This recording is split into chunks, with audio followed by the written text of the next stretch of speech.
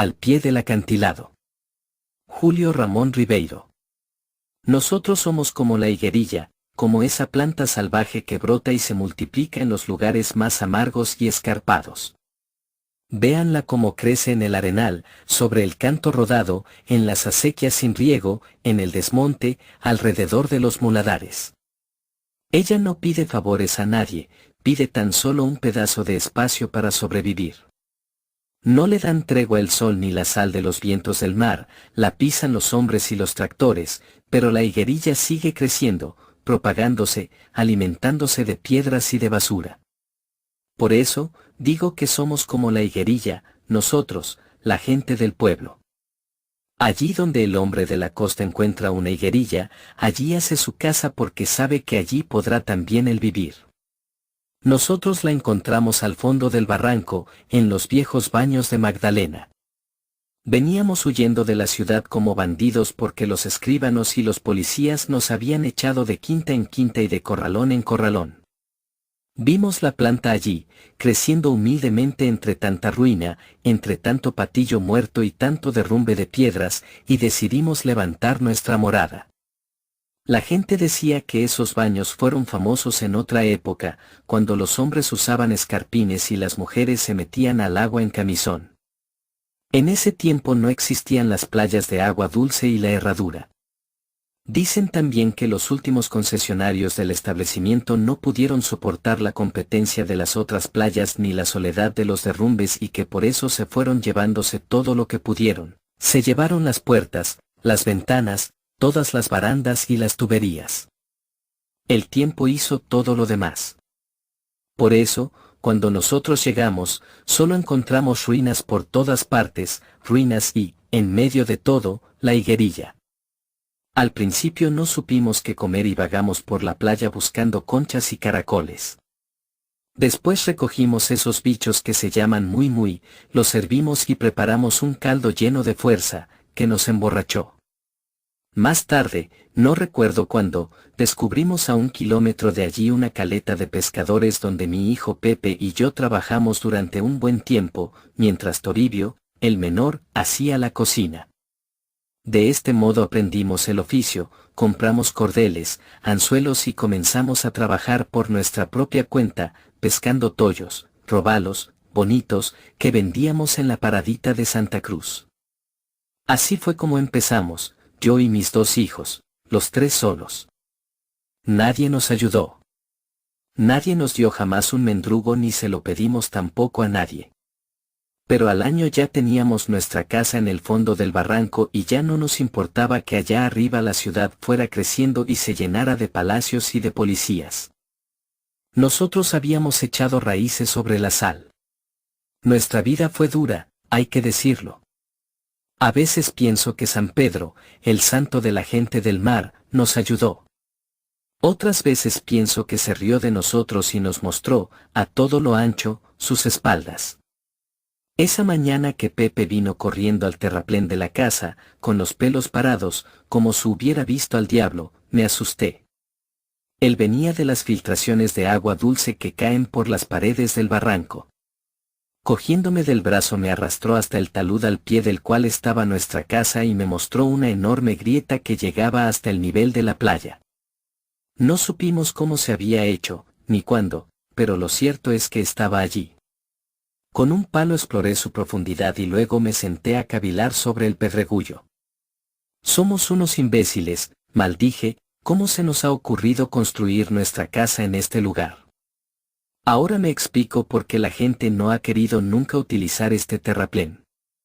El barranco se va derrumbando cada cierto tiempo. No será ni hoy ni mañana, pero cualquier día de esto se vendrá abajo y nos enterrará como a cucarachas. Tenemos que irnos de aquí. Esa misma mañana recorrimos toda la playa, buscando un nuevo refugio. La playa, digo, pero hay que conocer esta playa, es apenas una pestaña entre el acantilado y el mar. Cuando hay mar brava, las olas trepan por la ribera y se estrellan contra la base del barranco. Luego subimos por la quebrada que lleva a la ciudad y buscamos en vano una explanada. Es una quebrada estrecha como un desfiladero, está llena de basura y los camioneros la van cegando cuando la remueven para llevarse el hormigón. La verdad es que yo empezaba a desesperar. Pero fue mi hijo Pepe quien me dio la idea. Eso es, dijo.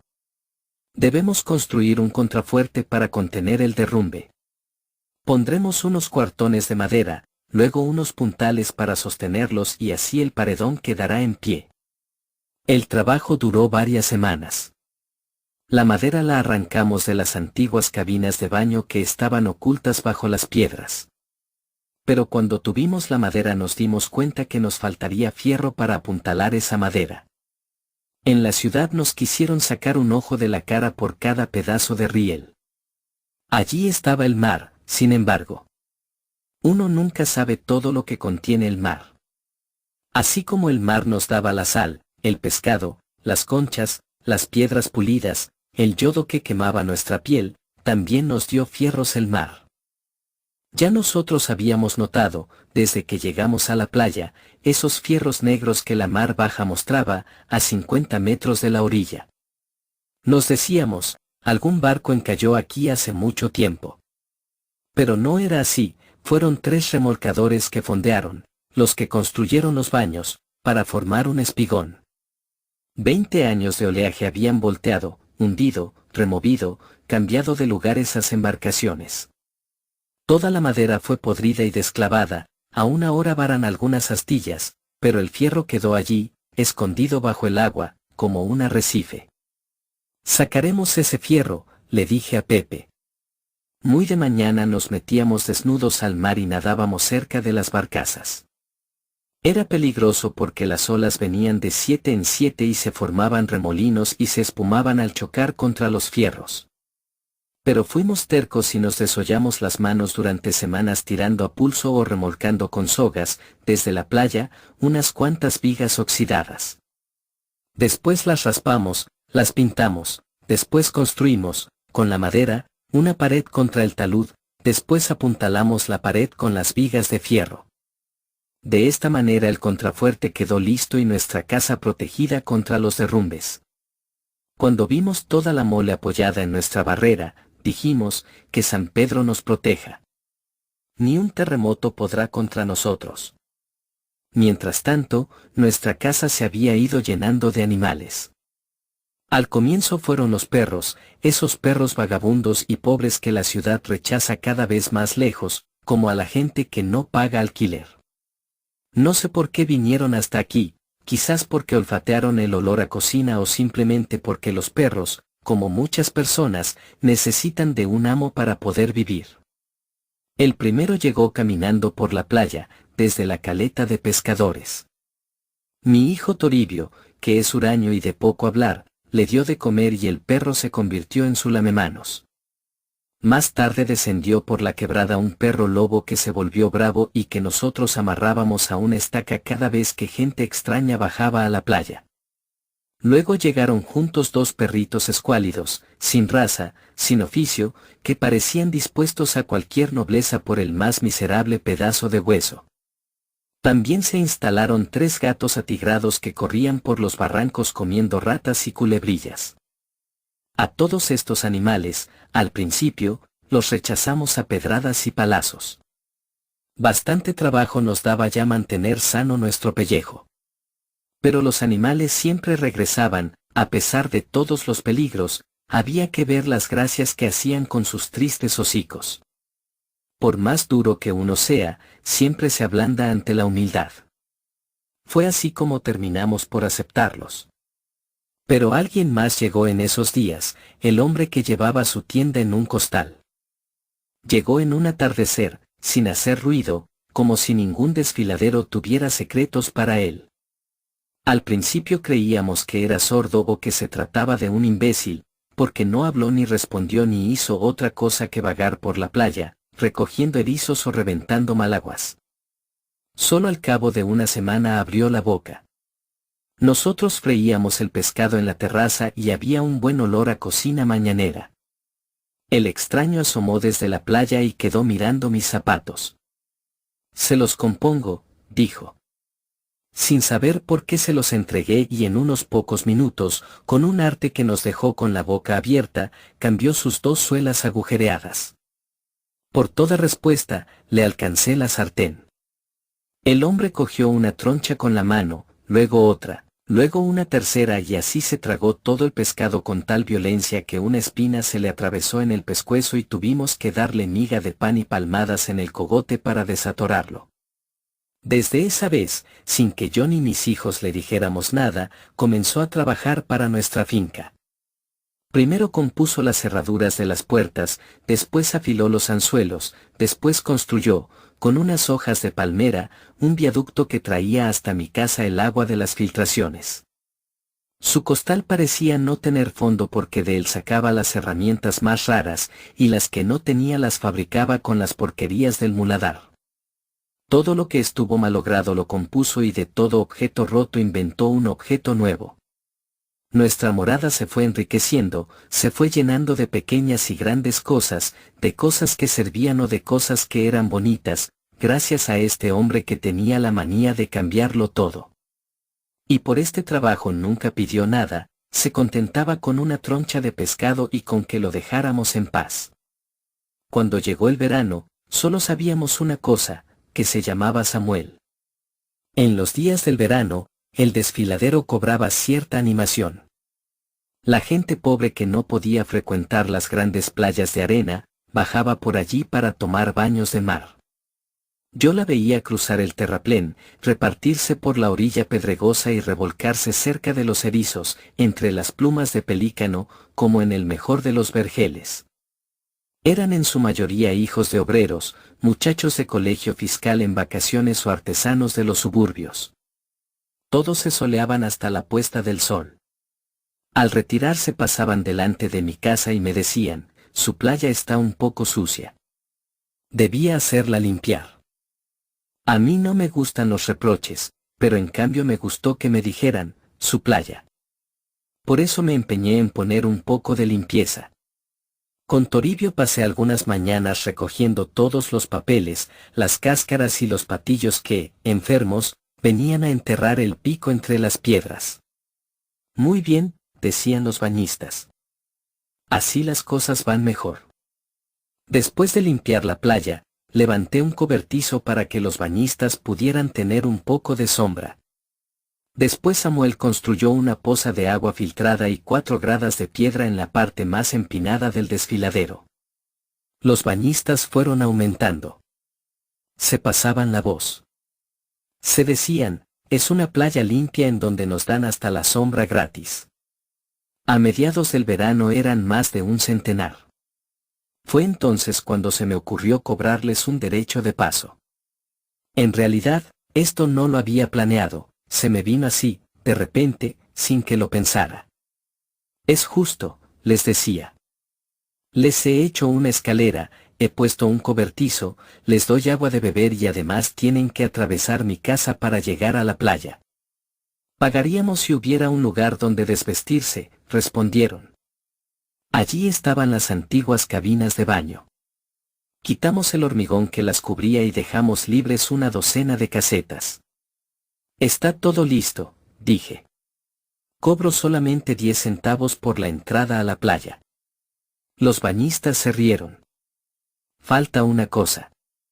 Debe quitar esos fierros que hay en el mar, no se da cuenta que aquí no se puede nadar. Uno tiene que contentarse con bañarse en la orilla. Así no vale la pena. Sea. Lo sacaremos, respondí. Y a pesar de que había terminado el verano y que los bañistas iban disminuyendo, me esforcé, con mi hijo Pepe, en arrancar los fierros del mar. El trabajo ya lo conocíamos desde que sacamos las vigas para el talud. Pero ahora teníamos que sacar todos los fierros, hasta aquellos que habían echado raíces entre las algas. Usando garfios y picotas, los atacamos desde todo sitio, como si fueran tiburones. Llevábamos una vida submarina y extraña para los forasteros que, durante el otoño, bajaban a veces por allí para ver de más cerca la caída del crepúsculo. ¿Qué hacen esos hombres?, se decían. Pasan horas sumergiéndose para traer a la orilla un poco de chatarra. En la lucha contra los fierros, Pepe parecía haber empeñado su palabra de hombre. Toribio, en cambio, como los forasteros, lo veía trabajar sin ninguna pasión. El mar no le interesaba. Solo tenía ojos para la gente que venía de la ciudad.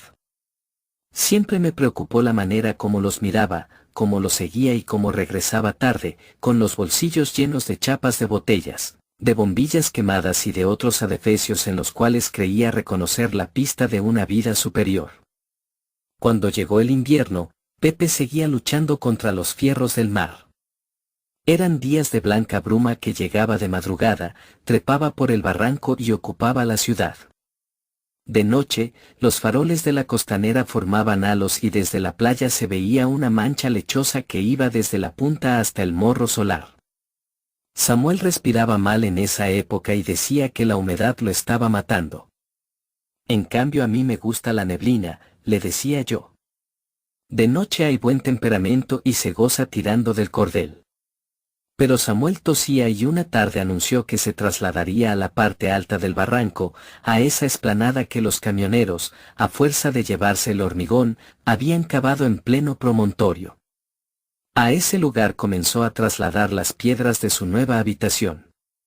Las escogía en la playa, amorosamente, por su forma y su color, las colocaba en su costal y se iba cuesta arriba, canturreando, parándose cada 10 pasos para resollar. Yo y mis hijos contemplábamos, asombrados, ese trabajo. Nos decíamos, Samuel es capaz de limpiar de piedras toda la orilla del mar. La primera migración de aves guaneras pasó graznando por el horizonte, Samuel levantaba ya las paredes de su casa. Pepe, por su parte, había casi terminado su trabajo. Tan solo a 80 metros de la orilla quedaba el armazón de una barcaza imposible de remover. Con esa no te metas, le decía. Una grúa sería necesaria para sacarla. Sin embargo, Pepe, después de la pesca y del negocio, nadaba hasta allí, hacía equilibrio sobre los fierros y buceaba buscando un punto donde golpear. Al anochecer, regresaba cansado y decía, cuando no quede un solo fierro vendrán cientos de bañistas. Entonces sí que lloverá plata sobre nosotros. Es raro. Yo no había notado nada, ni siquiera había tenido malos sueños. Tan tranquilo estaba que, al volver de la ciudad, me quedé en la parte alta del desfiladero, conversando con Samuel, que ponía el techo de su casa. Ya vendrán, me dijo Samuel, señalando unas piedras que había tiradas por el suelo. Hoy día he visto gente rondando por aquí. Han dejado esas piedras como señal. Mi casa es la primera pero pronto me imitarán. Mejor, le respondí. Así no tendré que ir hasta la ciudad a vender el pescado. Al oscurecer, bajé a mi casa. Toribio daba vueltas por el terraplén y miraba hacia el mar. El sol se había puesto hacía rato y solo quedaba una línea naranja, allí muy lejos, una línea que pasaba por detrás de la isla San Lorenzo e iba hacia los mares del norte. Quizás esa era la advertencia, la que yo en vano había esperado. No veo a Pepe, me dijo Toribio. Hace rato que entró pero no lo veo. Fue nadando con la sierra y la picota. En ese momento sentí miedo. Fue una cosa violenta que me apretó la garganta, pero me dominé. Quizás esté buceando, dije. No podría aguantar tanto rato bajo el agua, respondió Toribio. Volví a sentir miedo. En vano miraba hacia el mar, buscando el esqueleto de la barcaza. Tampoco vi la línea naranja. Grandes tumbos venían y se enroscaban y chocaban contra la base del terraplén. Para darme tiempo, dije, a lo mejor se ha ido nadando hacia la caleta. No, respondió Toribio. Lo vi ir hacia la barcaza. Varias veces sacó la cabeza para respirar. Después se puso el sol y ya no vi nada.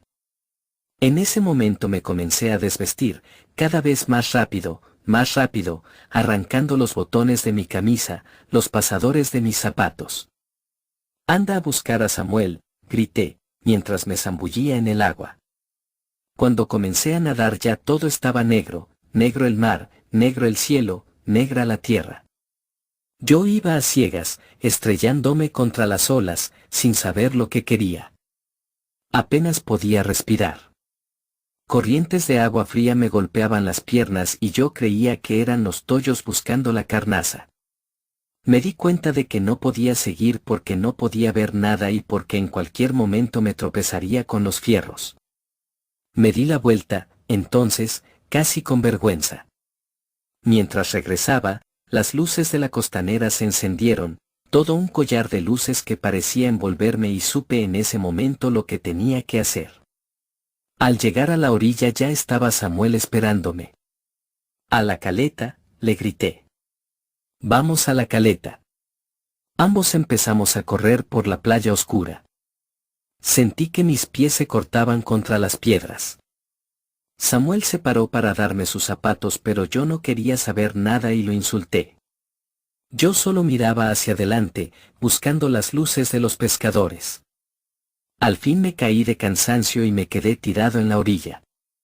No podía levantarme. Comencé a llorar de rabia. Samuel me arrastró hasta el mar y me hundió varias veces en el agua fría. «Falta poco, papá Leandro», decía, «mira, allí se ven las luces». No sé cómo llegamos. Algunos pescadores se habían hecho ya a la mar. Otros estaban listos para zarpar. «De rodillas se lo pido», grité. «Nunca les he pedido un favor, pero esta vez se lo pido. Pepe, el mayor, hace una hora que no sale del mar, tenemos que ir a buscarlo. Tal vez haya una manera de hablarle a los hombres, una manera de llegar hasta su corazón». Me di cuenta, esta vez, que todos estaban conmigo. Me rodearon para preguntarme, me dieron pisco de beber. Luego dejaron en la playa sus redes y sus cordeles. Los que acababan de entrar regresaron cuando escucharon los gritos. En 11 barcas entramos.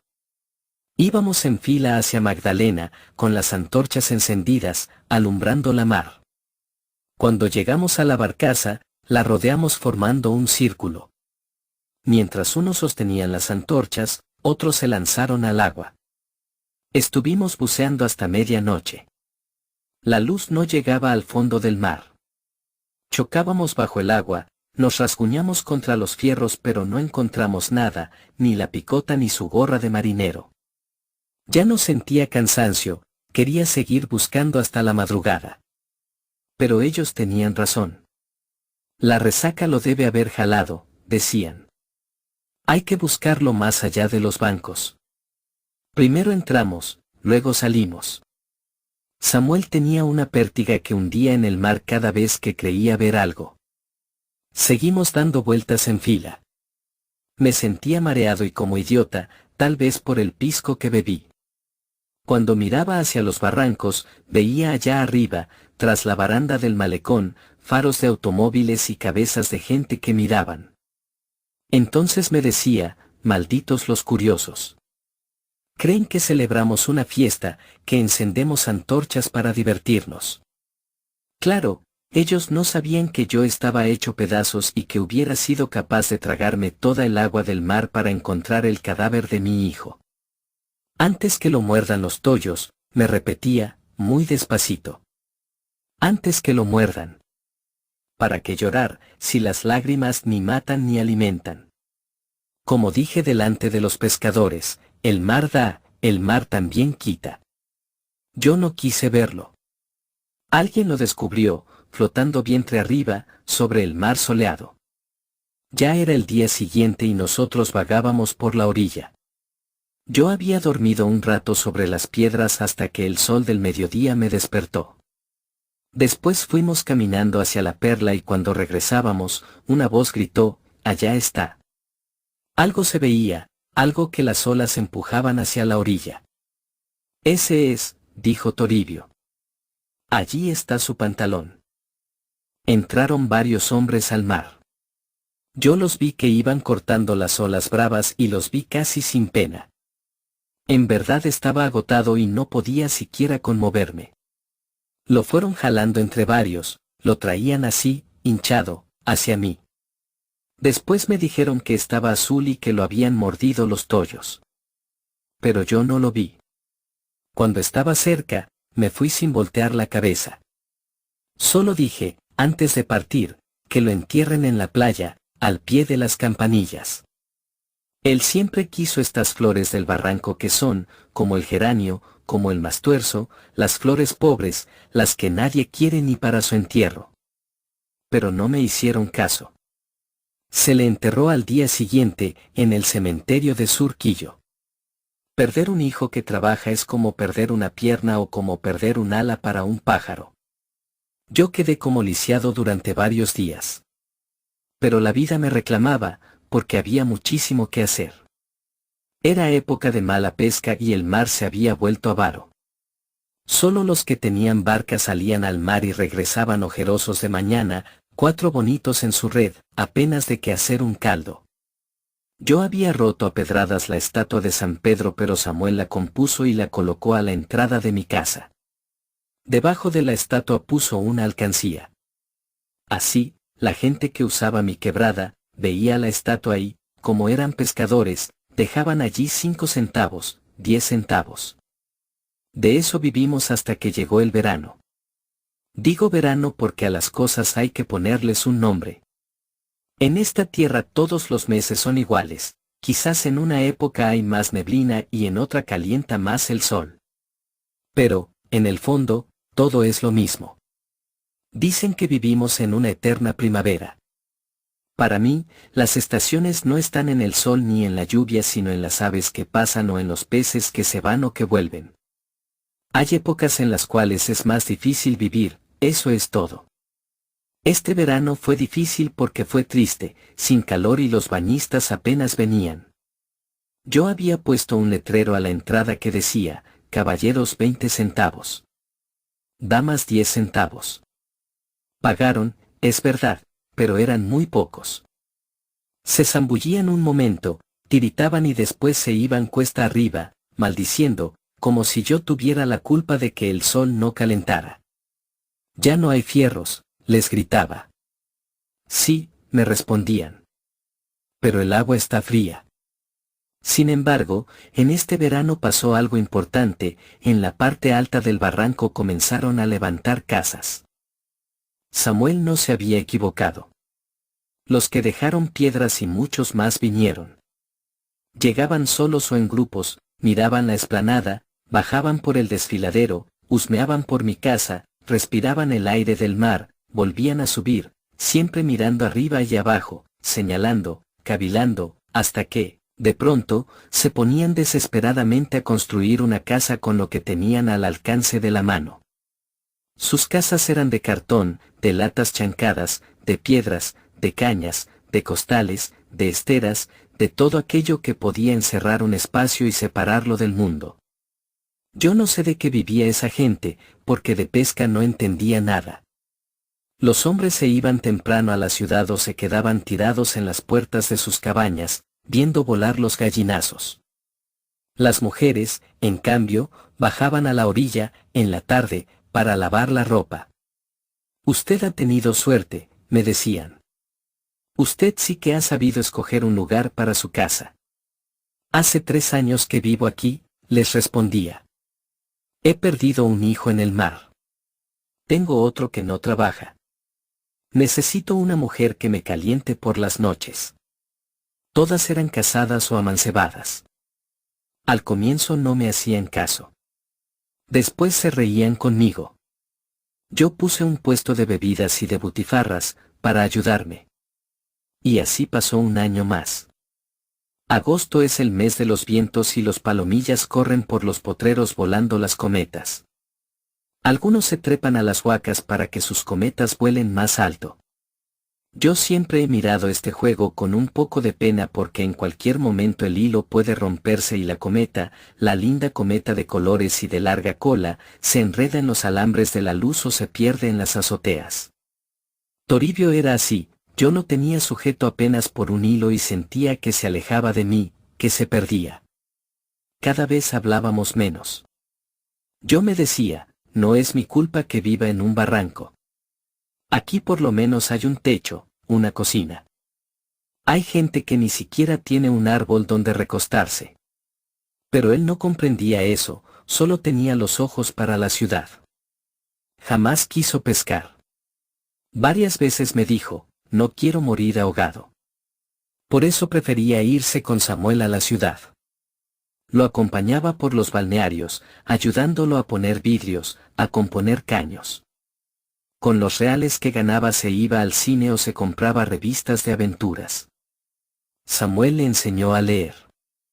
Yo no quería verlo vagar y le dije, si tanto te gusta la ciudad, aprende un oficio y vete a trabajar. Ya tienes 18 años. No quiero mantener zánganos. Esto era mentira, yo lo hubiera mantenido toda mi vida, no solo porque era mi hijo sino porque tenía miedo de quedarme solo. Por la tarde no tenía con quien conversar y mis ojos, cuando había luna, iban hacia los tumbos y buscaban la barcaza, como si una voz me llamara desde adentro. Una vez Toribio me dijo, si me hubieras mandado al colegio ahora sabría qué hacer y podría ganarme la vida. Esa vez le pegué porque sus palabras me hirieron. Estuvo varios días ausente. Después vino, sin decirme nada, y pasó algún tiempo comiendo mi pan y durmiendo bajo el cobertizo. Desde entonces, siempre se iba a la ciudad pero también siempre volvía. Yo no quise preguntarle nada. Algo debía pasar, cuando regresaba. Samuel me lo hizo notar, venía por Delia, la hija del sastre. A la Delia varias veces la había invitado a sentarse en el terraplén, para tomar una limonada.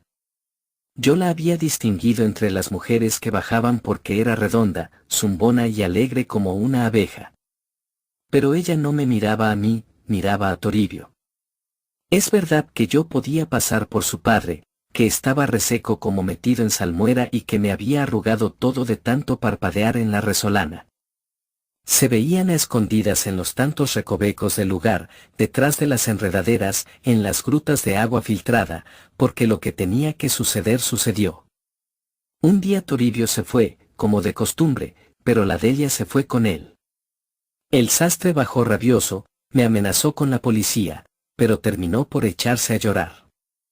Era un pobre viejo, sin vista ya, que hacía remiendos para la gente de la barriada. A mi hijo lo he crecido sano, le dije, para consolarlo. Ahora no sabe nada pero la vida le enseñará a trabajar. Además, se casarán, si se entienden, como lo manda Dios. El sastre quedó tranquilo. Me di cuenta que la Delia era un peso para él y que toda su gritería había sido puro detalle. Desde ese día me mandaba con las lavanderas una latita para que le diera un poco de sopa. Verdad que es triste quedarse solo, así, mirando a sus animales. Dicen que hablaba con ellos y con mi casa y que hasta con el mar hablaba. Pero quizás sea mentira de la gente o envidia. Lo único cierto es que cuando venía de la ciudad y bajaba hacia la playa, gritaba fuerte, porque me gustaba escuchar mi voz por el desfiladero. Yo mismo me hacía todo, pescaba, cocinaba, lavaba mi ropa, vendía el pescado, barría el terraplén. Tal vez fue por eso que la soledad me fue enseñando muchas cosas como, por ejemplo, a conocer mis manos, cada una de sus arrugas, de sus cicatrices, o a mirar las formas del crepúsculo. Esos crepúsculos del verano, sobre todo, eran para mí una fiesta. A fuerza de mirarlos pude adivinar su suerte. Pude saber qué color seguiría a otro o en qué punto del cielo terminaría por ennegrecerse una nube. A pesar de mi mucho trabajo, me sobraba el tiempo de la conversación. Fue entonces cuando me dije que era necesario construir una barca. Por eso hice bajar a Samuel, para que me ayudara. Juntos íbamos hasta la caleta y mirábamos los barcos de los otros. Él hacía dibujos. Después me dijo qué madera necesitábamos. Hablamos mucho en aquella época. Él me preguntaba por Toribio y me decía, buen chico, pero ha hecho mal en meterse con una mujer. ¿Las mujeres, para qué sirven? Ellas nos hacen maldecir y nos meten el odio en los ojos. La barca iba avanzando, construimos la quilla. Era gustoso estarse en la orilla, fumando, contando historias y haciendo lo que me haría señor del mar. Cuando las mujeres bajaban a lavar la ropa, cada vez eran más, me decían, don Leandro, buen trabajo hace usted. Nosotras necesitamos que se haga a la mar y nos traiga algo barato de qué comer. Samuel decía, ya la explanada está llena. No entra una persona más y siguen llegando. Pronto harán sus casas en el mismo desfiladero y llegarán hasta donde revientan las olas. Esto era verdad, como torrente descendía la barriada. Si la barca quedó a medio hacer fue porque en ese verano pasaron algunas cosas extrañas. Fue un buen verano, es cierto, lleno de gente que bajó, se puso roja, se despellejó con el sol y luego se puso negra. Todos pagaron su entrada y yo vi por primera vez que la plata llovía, como dijera mi hijo Pepe, el finado. Yo la guardaba en 2 canastas, bajo mi cama, y cerraba la puerta con doble candado. Digo que en ese verano pasaron algunas cosas extrañas. Una mañana, cuando Samuel y yo trabajábamos en la barca, vimos 3 hombres, con sombrero, que bajaban por el barranco con los brazos abiertos, haciendo equilibrio para no caerse. Estaban afeitados y usaban zapatos tan brillantes que el polvo resbalaba y les huía. Eran gentes de la ciudad. Cuando Samuel los vio, noté que su mirada se acobardaba. Bajando la cabeza, quedó observando fijamente un pedazo de madera, no sé para qué, porque allí no había nada que mirar. Los hombres cruzaron por mi casa y bajaron a la playa. 2 de ellos estaban cogidos del brazo y el otro les hablaba señalando los barrancos.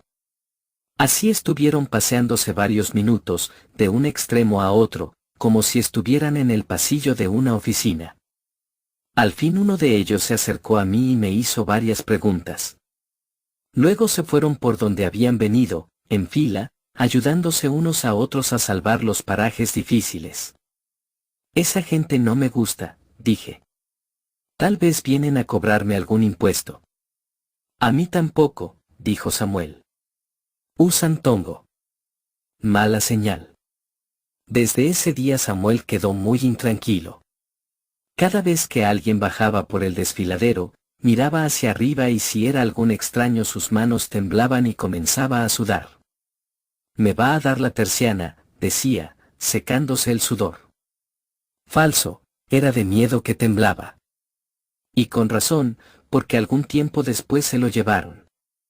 Yo no lo vi. Dicen que fueron 3 policías y un patrullero que aguardaba arriba, en la pera del amor. Me contaron que bajó corriendo hacia mi casa y que a mitad del desfiladero, él, que nunca daba un paso en falso, resbaló sobre el canto rodado. Los cachacos le cayeron encima y se lo llevaron, torciéndole el brazo y dándole de varillazos. Esto fue un gran escándalo porque nadie sabía qué había pasado. Unos decían que Samuel era un ladrón. Otros, que hacía muchos años había puesto una bomba en casa de un personaje. Como nosotros no comprábamos periódicos no supimos nada hasta varios días después, cuando, de casualidad, cayó uno en nuestras manos. Samuel, hacía 5 años, había matado a una mujer con un formón de carpintero. 8 huecos le hizo a esa mujer que lo engañó. No sé si sería verdad o si sería mentira, pero lo cierto es que si no se hubiera resbalado, si hubiera llegado corriendo hasta mi casa, a mordiscos hubiera abierto una cueva en el acantilado para esconderlo o lo habría escondido bajo las piedras. Samuel era bueno conmigo. No me importa qué hizo con los demás. El perro alemán, que siempre había vivido a su lado, bajó a mi casa y anduvo aullando por la playa. Yo acariciaba su lomo espeso y comprendía su pena y le añadía la mía. Porque todo se iba de mí, todo, hasta la barca, que vendí, porque no sabía cómo terminarla. Viejo loco era yo, viejo loco y cansado, pero ¿para qué? Me gustaba mi casa y mi pedazo de mar. Miraba la barrera, miraba el cobertizo de estera, miraba todo lo que habían hecho mis manos o las manos de mi gente y me decía, esto es mío. Aquí he sufrido. Aquí debo morir. Solo me faltaba Toribio. Pensaba que algún día habría de venir, no importa cuándo, porque los hijos siempre terminan por venir aunque sea para ver si ya estamos lo bastante viejos y si nos falta poco para morirnos. Toribio vino justamente cuando yo había empezado a construir un cuarto grande para él, un lindo cuarto con ventana hacia el mar. Estaba huesudo y pálido, con esa cara madura que tienen los muchachos que comen mal y no saben qué hacer de su vida. Dame 500 soles, me dijo. He perdido un hijo y no quiero que me pase lo mismo con el que ha de venir. Luego se fue. Yo no quise retenerlo, pero seguí construyendo su cuarto. Lo fui pintando con mis propias manos. Cuando me cansaba, subía a la barriada y conversaba con la gente. Trataba de hacer amigos, pero todos me recelaban. Es difícil hacer amigos cuando se es viejo y se vive solo. La gente dice, algo malo tendrá ese hombre cuando está solo. Los pobres chicos, que no saben nada del mundo, me seguían a veces para tirarme piedras. Es verdad, un hombre solo es como un cadáver, como un fantasma que camina entre los vivos. Esos señores del sombrero y de los zapatos de charol vinieron varias veces más y se pasearon por la playa. Yo no los quería porque los hacía responsables de la suerte de Samuel. Un día les dije, el que me ayudaba a hacer la barca era un buen cristiano. Hicieron mal ustedes en delatarlo. Razones tendría para matar a su mujer. Ellos se echaron a reír. Se confunde usted. Nosotros no somos policías. Nosotros somos de la municipalidad. Debían serlo porque poco después llegó la notificación. De la barriada bajó una comisión para mostrármela. Estaban muy alborotados. Ahora sí me trataban bien y me llamaban, Papá Leandro. Claro, yo era el más viejo del lugar y el más ducho y sabían que lo sacaría del apuro. En el papel decía que todos los habitantes del desfiladero debían salir de allí en el plazo de 3 meses. Arréglenselas ustedes, dije. Lo que es a mí, nadie me saca de aquí. Yo tengo 7 años en el lugar. Tanto me rogaron que terminé por hacerles caso. Buscaremos un abogado, dije. Esta tierra no es de nadie. No pueden sacarnos. Cuando el abogado vino, nos reunimos en mi casa. Era un señor bajito, que usaba lentes, sombrero y un maletín gastado, lleno de papeles. La municipalidad quiere construir un nuevo establecimiento de baños, dijo. Necesitan, por eso, que despejen todo el barranco, para hacer una nueva bajada. Pero esta tierra es del Estado. Nadie lo sacará de aquí. Enseguida nos hizo dar 50 soles a cada jefe de familia y se fue con unos papeles que firmamos. Todos me felicitaban. Me decían, no sabemos qué nos haríamos sin usted. En verdad, el abogado nos dio coraje y nosotros estábamos felices. Nadie, decíamos. Nadie nos sacará de aquí. Esta tierra es del Estado. Así pasaron varias semanas. Los hombres de la municipalidad no regresaron. Yo había acabado el cuarto de Toribio y le había puesto vidrios en la ventana. El abogado siempre venía para arengarnos y hacernos firmar papeles. Yo me pavoneaba entre la gente de la barriada y les decía, ¿ven? No hay que despreciar nunca a los viejos. Si no fuera por mí ya estarían ustedes clavando sus esteras en el desierto. Sin embargo, en la primera mañana del invierno, un grupo bajó corriendo por la quebrada y entró gritando en mi casa. Ya están allí. Ya están allí, decían, señalando hacia arriba. ¿Quiénes?, pregunté. La cuadrilla. Han comenzado a abrirse camino. Yo subí en el acto y llegué cuando los obreros habían echado abajo la primera vivienda. Traían muchas máquinas. Se veían policías junto a un hombre alto y junto a otro más bajo, que escribía en un grueso cuaderno. A este último lo reconocí, hasta nuestras cabañas también llegaban los escribanos. Son órdenes, decían los obreros, mientras destruían las paredes con sus herramientas. Nosotros no podemos hacer nada. Es verdad, se les veía trabajar con pena, entre una nube de polvo. ¿Órdenes de quién?, pregunté. Del juez, respondieron, señalando al hombre alto. Yo me acerqué a él. Los policías quisieron contenerme, pero el juez les indicó que me dejaran pasar. Aquí hay una equivocación, dije. Nosotros vivimos en tierras del Estado. Nuestro abogado dice que de aquí nadie puede sacamos. Justamente, dijo el juez. Lo sacamos porque viven en tierras del Estado. La gente comenzó a gritar.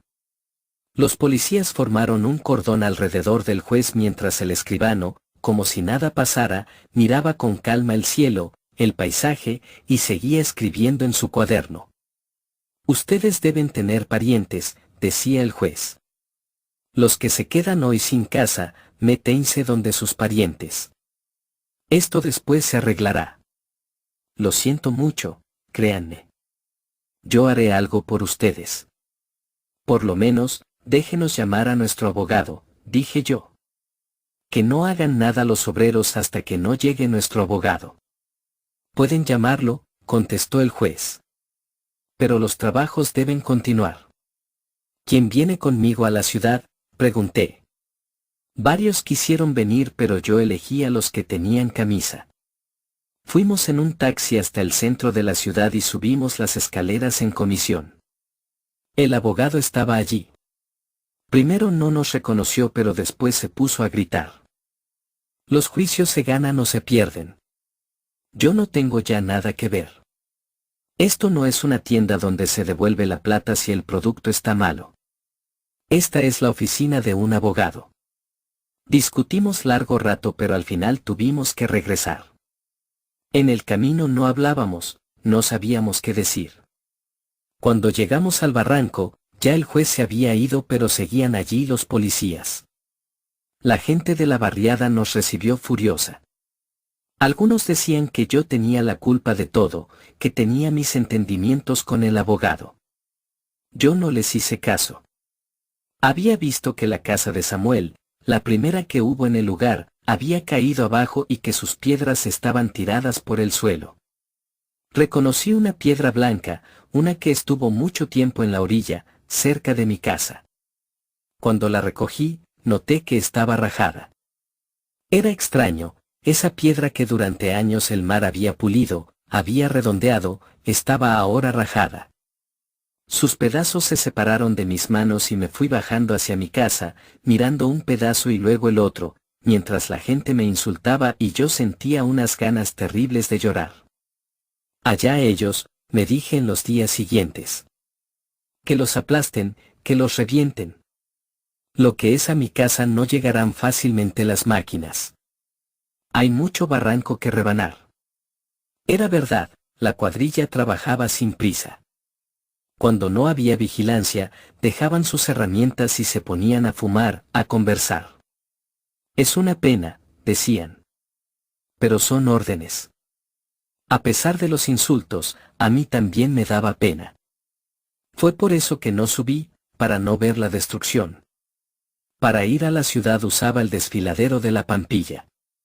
Allí me encontraba con los pescadores y les decía, están echando la barriada contra el mar. Ellos se contentaban con responder, es un abuso. Nosotros lo sabíamos, claro, pero ¿qué podíamos hacer? Estábamos divididos, peleados, no teníamos un plan, cada cual quería hacer lo suyo. Unos querían irse, otros protestar. Algunos, los más miserables, los que no tenían trabajo, se enrolaron en la cuadrilla y destruyeron sus propias viviendas. Pero la mayoría fue bajando por el barranco. Levantaban su casa a 20 metros de los tractores para, al día siguiente, recoger lo que quedaba de ella y volverla a levantar 10 metros más allá. De esta manera la barriada se venía sobre mí, caía todos los días un trecho más abajo, de modo que me parecía que tendría pronto que llevarla sobre mis hombros. A las 4 semanas que empezaron los trabajos, la barriada estaba a las puertas de mi casa, deshecha, derrotada, llena de mujeres y de hombres polvorientos que me decían, por encima del barandal, don Leandro, tenemos que pasar al terraplén. Nos quedaremos allí hasta que encontremos otra cosa. No hay sitio, les respondía. Ese cuarto grande que ven allí es para mi hijo Toribio, que vendrá con Adelia. Además, ustedes nunca me han dado la mano. Reviéntense ahora. Al desierto, a pudrirse. Pero esto era injusto. Yo sabía muy bien que las cabinas de baños para mujeres, que eran de madera, y las cabinas de estera para los hombres, podrían albergar a los que huían. Esta idea me daba vueltas por la cabeza. Como era invierno, las casetas estaban abandonadas. Pero yo no quería decir nada, quizás para que conocieran a fondo el sufrimiento. Al fin no pude más. Que pasen las mujeres que están en cinta, casi todas lo estaban, pues en las barriadas secas, entre tanta cosa marchita, lo único que siempre florece y está siempre a punto de madurar son los vientres de nuestras mujeres. Que se metan en los nichos de madera y que aguanten allí. Las mujeres pasaron. Pero al día siguiente tuve que dejar pasar a los niños y después a los hombres porque la cuadrilla seguía avanzando, con paciencia, es verdad, pero con un ruido terrible de máquinas y de farallones que caían. Mi casa se llenó de voces y de disputas. Los que no tenían sitio se fueron a la playa. Todo parecía un campamento de gente sin esperanza, de personas que van a ser fusiladas. Allí estuvimos una semana, no sé para qué, puesto que sabíamos que habrían de llegar. Una mañana la cuadrilla apareció detrás de la baranda, con toda su maquinaria. Cuando nos vieron, quedaron inmóviles, sin saber qué hacer. Nadie se decidía a dar el primer golpe de barreta. «Quieren echarnos al mar», dije. «De aquí no pasarán. Todos saben muy bien que esta es mi casa, que esta es mi playa, que este es mi mar, que yo y mis hijos lo hemos limpiado todo. Aquí vivo desde hace 7 años y los que están conmigo, todos, son como mis invitados». El capataz quiso convencerme. Después vino el ingeniero. Nosotros nos mantuvimos firmes. Éramos más de 50 y estábamos armados con todas las piedras del mar. «No pasarán», decíamos, mirándonos con orgullo. Durante todo el día las máquinas estuvieron paradas. A veces bajaba el capataz, a veces subíamos nosotros para parlamentar. Al fin, el ingeniero dijo que llamaría al juez. Nosotros pensamos que ocurriría un milagro. El juez vino al día siguiente, acompañado de los policías y otros señores. Apoyado en la baranda, nos habló. «Yo voy a arreglar esto», dijo. «Créanme, lo siento mucho. No pueden echarlos al mar, es evidente. Vamos a conseguirles un lugar donde vivir». «Miente», dije más tarde a los míos. «Nos engañarán. Terminarán por tirarnos a una zanja». Esa noche deliberamos hasta tarde. Algunos comenzaban a flaquear. «Tal vez nos consigan un buen terreno», decían los que tenían miedo. «Además los policías están con sus varas, con sus fusiles y nos pueden abalear». «No hay que ceder», insistía yo. «Si nos mantenemos unidos, no nos sacarán de aquí». El juez regresó. «Los que quieran irse a la pampa de Comas que levanten la mano», dijo. «He conseguido que les cedan 20 lotes de terreno. Vendrán 2 camiones para recogerlos. Es un favor que les hace la municipalidad». En ese momento me sentí perdido. Supe que todos me iban a traicionar. Quise protestar pero no me salía la voz. En medio del silencio vi que se levantaba una mano, luego otra y pronto todo no fue más que un pelotón de manos en alto que parecían pedir limosna. «¿A dónde van? No hay agua», grité. «No hay trabajo. Tendrán que comer arena. Tendrán que dejarse matar por el sol». Pero nadie me hizo caso. Ya habían comenzado a enrollar sus colchones, rápidamente, afanosos, como si temieran perder esa última oportunidad. Toda la tarde estuvieron desfilando cuesta arriba, por la quebrada. Cuando el último hombre desapareció, me paré en medio del terraplén y me volví hacia la cuadrilla, que descansaba detrás de la baranda. La miré largo rato, sin saber qué decirle, porque me daba cuenta que me tenían lástima. Pueden comenzar, dije al fin, pero nadie me hizo caso. Cogiendo una barreta, añadí, miren, les voy a dar el ejemplo. Algunos se rieron. Otros se levantaron. Ya es tarde, dijeron. Ha terminado la jornada. Vendremos mañana. Y se fueron, ellos también, dejándome humillado, señor aún de mis pobres pertenencias. Esa fue la última noche que pasé en mi casa. Me fui de madrugada para no ver lo que pasaba. Me fui cargando todo lo que pude, hacia Miraflores, seguido por mis perros, siempre por la playa, porque yo no quería separarme del mar. Andaba a la deriva, mirando un rato las olas, otro rato el barranco, cansado de la vida, en verdad, cansado de todo, mientras iba amaneciendo. Cuando llegué al gran colector que trae las aguas negras de la ciudad, sentí que me llamaban. Al voltear la cabeza divisé a una persona que venía corriendo por la orilla. Era Toribio. Sé que los han votado, dijo. He leído los periódicos. Quise venir ayer pero no pude. La Delia espera en el terraplén con nuestros bultos. Anda, vete, respondí. No te necesito. No me sirves para nada. Toribio me cogió del brazo. Yo miré su mano y vi que era una mano gastada, que era ya una verdadera mano de hombre. Tal vez no sirva para nada pero tú me enseñarás. Yo continuaba mirando su mano. No tengo nada que enseñarte, dije. Te espero. Ve por la Delia. Había bastante luz cuando los tres caminábamos por la playa. Buen aire se respiraba pero andábamos despacio porque la Delia estaba encinta. Yo buscaba siempre, por uno y otro lado, el único lugar. Todo me parecía tan seco, tan abandonado. No crecía ni la campanilla ni el mastuerzo. De pronto, Toribio, que se había adelantado, dio un grito, mira. Una higuerilla. Yo me acerqué corriendo, contra el acantilado, entre las conchas blancas, crecía una higuerilla. Estuve mirando largo rato sus hojas ásperas, su tallo tosco, sus pepas preñadas de púas que hieren la mano de quien intenta acariciarlas. Mis ojos estaban llenos de nubes. Aquí, le dije a Toribio. Alcánzame la barreta.